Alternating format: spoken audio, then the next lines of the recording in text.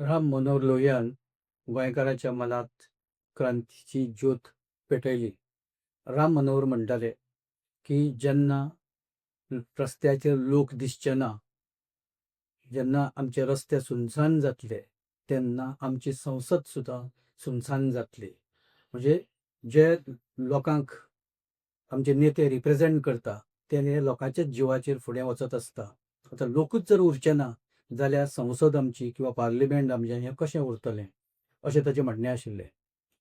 आयज परिस्थिती अशी जाल्या, झाडांची कत्तल, जमनीची विल्हेवाट, शेतां काबार, दोंगर काबार, ह्या सगळ्याचो परिणाम निसर्गाचेर सुद्दां आतां दिसपाक लागला.